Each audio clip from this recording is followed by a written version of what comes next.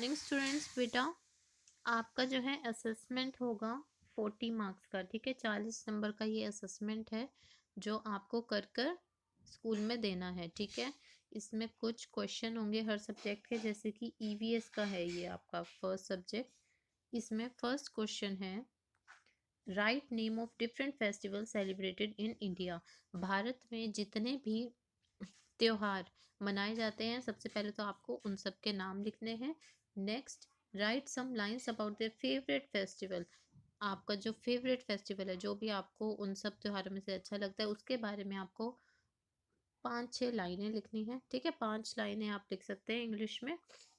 और draw the picture of any two worship places. उसके बाद आपको जो है किन्हीं दो जहाँ पर पूजा की जाती है, जैसे कि मस्जिद हो गया, मंदिर हो गया, गुरुद्वारा हो गया या फिर चर्च हो गया, इनमें से किन्हीं भी दो जगहों की पिक्चर ड्रॉ करनी है। ठीक है, तो ये आपका पहला क्वेश्चन है जो कि 10 नंबर का है।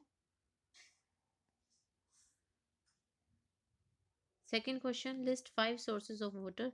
पानी आपको किन किन जगहों से मिल सकता है, उनके नाम लिखने हैं, जैसे कि पॉन्ड्स, लेक्स। ठीक है, ऐसे और भी जो जगहें हैं वहाँ का नाम लिखना है, 5 किन्हीं 5 जगह का।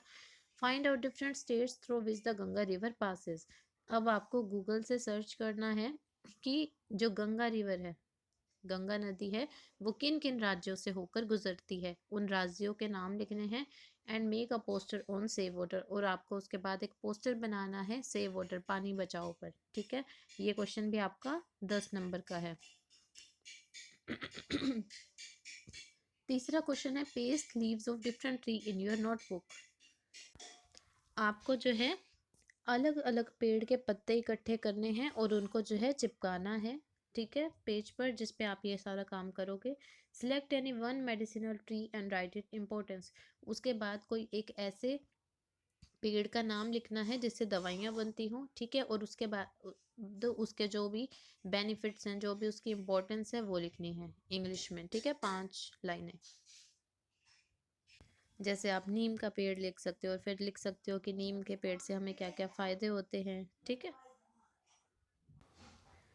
ये भी आपका 10 नंबर का है।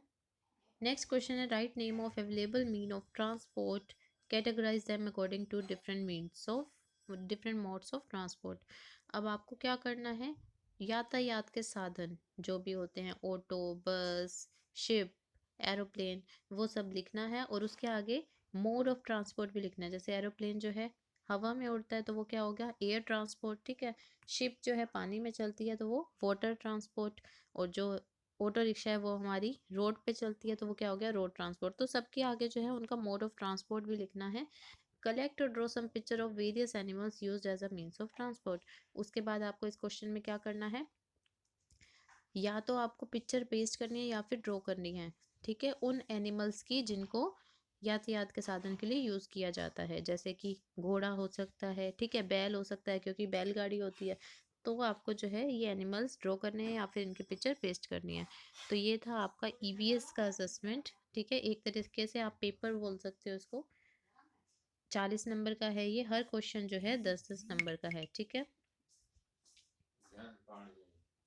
सभी बच्चों को ये पेपर करके 3 तारीख तक स्कूल में जमा करना है। ठीक है, फिर आपके जो है मार्क्स लग जाएंगे इसके बेस्ड पे। ठीक है, ऐसे ही हर सब्जेक्ट का आपको करना है। फिर भी किसी क्वेश्चन में कुछ डाउट हो तो आप पूछ सकते हैं। अब नेक्स्ट है बेटा हिंदी। हिंदी में भी आपका जो है 40 नंबर का ये असेसमेंट।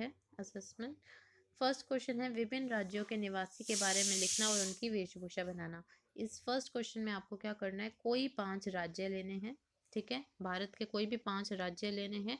उसके बाद उनके निवासी के बारे में लिखना है कि वहाँ पर कौन से लोग रहते हैं। जैसे कि पंजाब राज्य में पंजाबी रहते हैं। ठीक है, और उसके बाद आपको क्या करना है, उनकी वेशभूषा बनानी है, जिस तरीके के वो पहनावा कपड़े पहनते हैं वो आपको फोटो बनानी है, ड्रॉ करनी है। ऐसे ही 5 राज्य आप कोई लेंगे और करेंगे। ठीक है, ये 10 नंबर का क्वेश्चन है। नेक्स्ट है, किन्हीं 5 व्यवसायों के चित्र चिपकाकर उन पर 2-2 वाक्य लिखना। किन्हीं भी 5 ऑक्यूपेशन व्यवसाय, जैसे कि मान लीजिए एक हो सकता है टीचर या फिर पोस्टमैन, हिंदी में आपको लिखना है ये, अध्यापक, डाकिया, और उसके ऊपर आपको फ़ोटो चिपकानी है उनकी, या आप ड्रॉ करना चाहो तो ड्रॉ भी कर सकते हो, और उन पर आपको 2-2 वाक्य लिखने हैं।